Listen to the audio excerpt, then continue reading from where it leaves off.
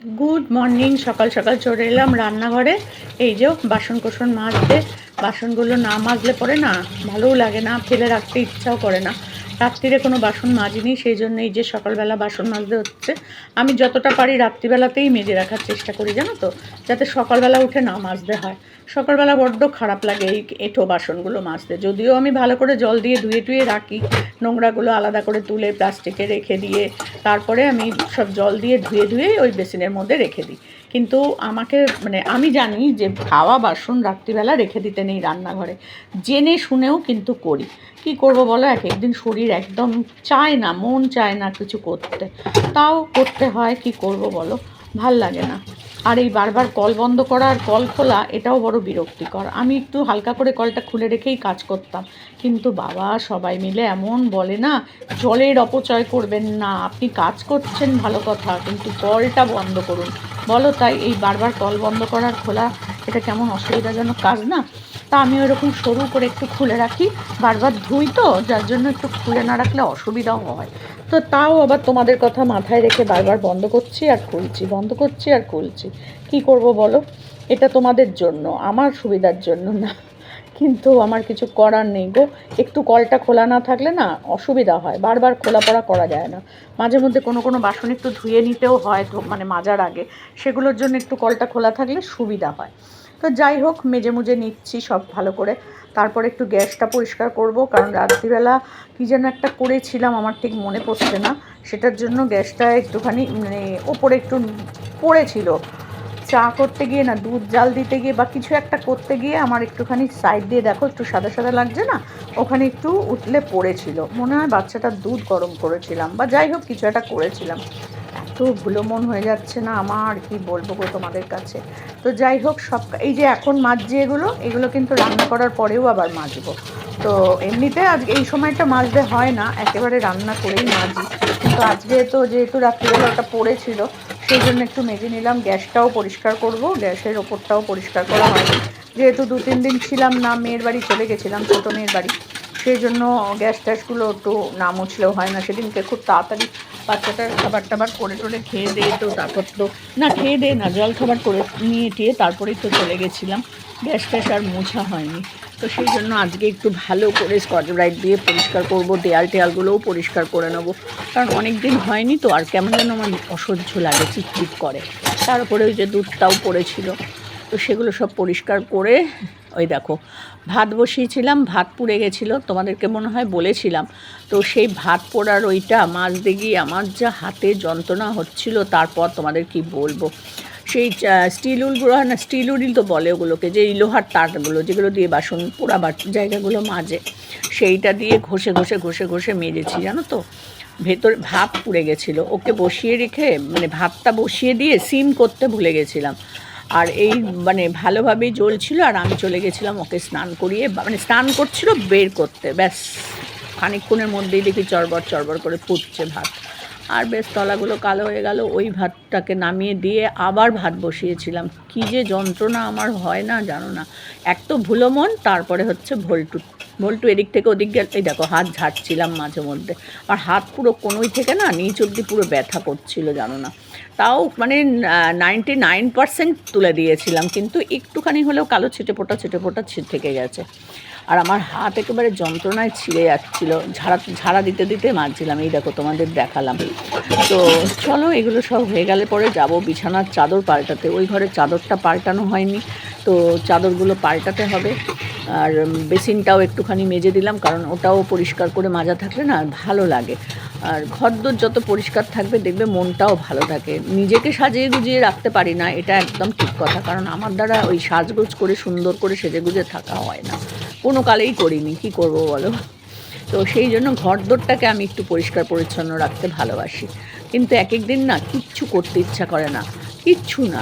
জানি না আজকে কি করব সারাদিন। আর ভল্টুও নেই, আমি বাড়িতে একা। তো চলো অন্য কাজগুলো সেরে ফেলি। এই যে এই কটা বাসন ছিল সব মাজলাম, আর এইটা এত পুড়ে গেছিলো ভাতে, তোমাদেরকে দেখালাম। এই দেখো এখন এই পরিষ্কার, এই অবস্থা আছে। আর এইটুকুনিটা আর তুলতে পারলাম না, এটা আমি হয়তো কালকে আবার বসবো, উঠে যাবে। তো এই আমার আপাতত বাসন টাসন মাজা হয়ে গেছে।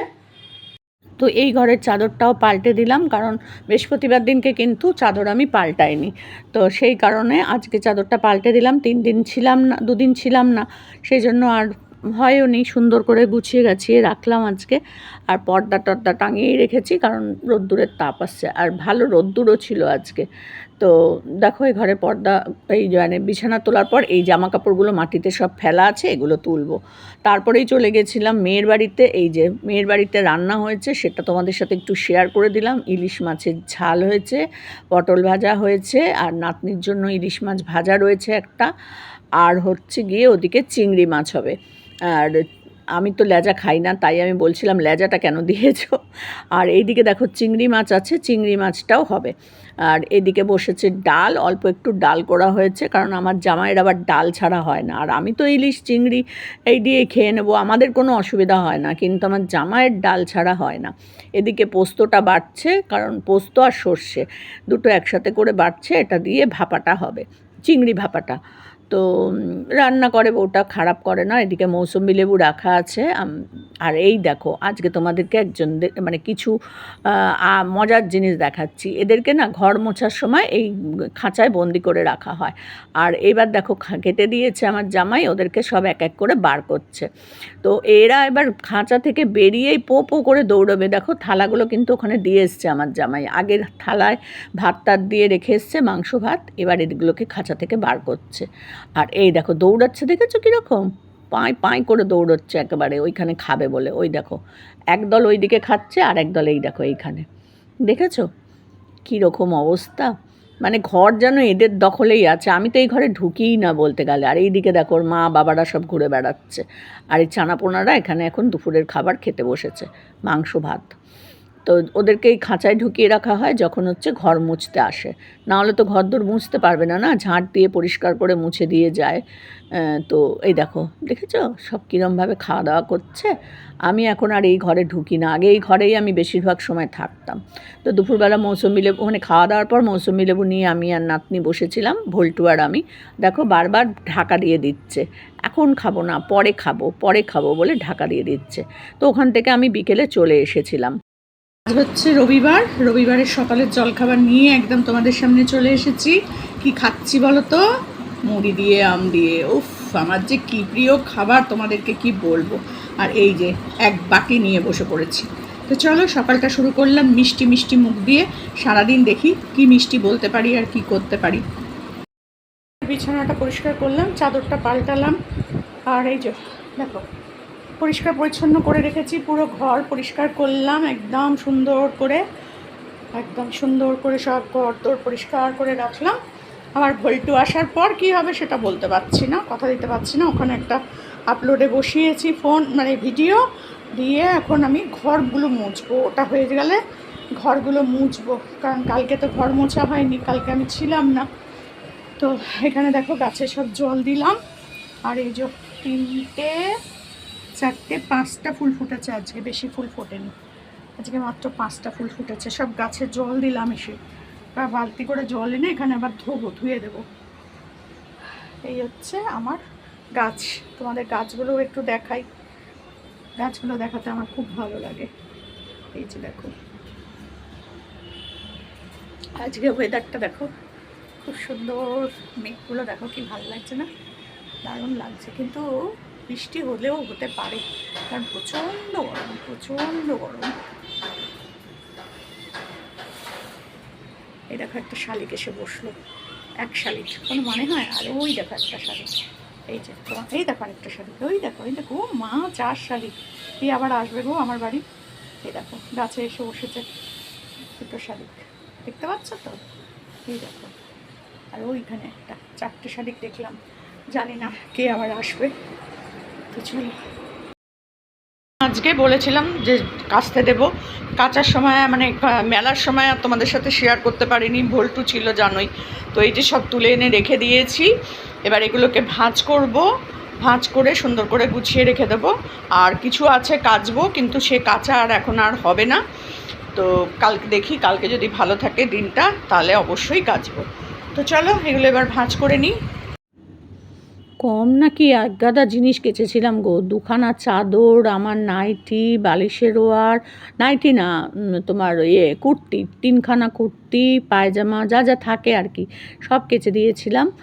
আর চাদরগুলোও কেচে দিয়েছি, জানোই তো আমার দুটো দুটো করে চাদর একসাথে কাচতে হয়। আবার এই দুটো চাদর তুলবো যখন, আবার অন্য ওই দুটো কাচবো, দুটো চাদরই আমি একসাথে তুলি, একসাথে কেচে দিই। কী করবো বলো, নাহলে ভালো লাগে না। আর অনেক সময় এই ঘরের চাদরটা পরে কাচি, কারণ এই ঘরটায় শোয়া টোয়া হয় না খুব একটা, ওই জন্য একটু পরে কাচি। আবার কোনো দিন দুটোই একসাথে তুলে দিই। আর এই যে সব দেখো ভাঁজ করে করে রাখছি, চাদর আর বালিশের ওয়ারগুলো এক জায়গায় রাখলাম, আর আমার কুর্তি, পায়জামা যেগুলো আছে ওগুলোকে এক জায়গায় রাখবো। তো এখন আপাতত সাইডে রেখে দিয়ে যাব অন্য কাজ করতে। যতটা তাড়াতাড়ি সম্ভব কাজগুলো সেরে নেওয়ার চেষ্টা করি আমি, জানো তো। নিয়ে একটু বসে যে একটু ফোন দেখবো শান্তি করে, সে আর হবে না মনে হচ্ছে, জানি না কি হবে। শরীরটাও এক দিন না কিচ্ছু ভালো লাগে না করতে, কিন্তু করতে হয়। আর ঘরদোর নোংরা রেখে শুয়ে পড়ে থাকতে না আমি পারি না। আমি অনেককে দেখেছি, ও মা কিছুই কাজ নাই, কিছুই করে না, শুধু রান্নাটা করে আর বাকি টাইমটাই শুয়ে বসে কাটিয়ে দেয়। ঘরের এখানে জামা কাপড়, ওখানে জামা কাপড়, এখানে 4টি ঝুল, ওখানে 4টি ঝুল, কোথাও এটা ছড়াছড়ি পড়ে রয়েছে, ওটা ছড়িয়ে পড়ে রয়েছে, এরকমভাবে ঘর নোংরা হয়ে পড়ে থাকে। কিন্তু রান্নাটা টাইমে টাইমে করে, খায় আর শুয়ে পড়ে। আমি জানি না কি করে তারা ওই ঘরের মধ্যে থাকতে পারে, বিশ্বাস করো আমার একদম ভালো লাগে না। ওই জিনিস আমার আবার ভাল লাগে না। তো খাটের পাশেই ওগুলোকে ভাঁজ করে রাখলাম আপাতত। আর অনেকগুলোই কাঁচা হয়েছিল, তো বাদবাকিগুলো এখন আর কাঁচা নেই কিছু, আবার বেশ কদিন বাদে একসাথে জমতে থাকুক, তারপরে সব কাচবো। তো চলো কাচাকুচির পর আবার কি করি না করি।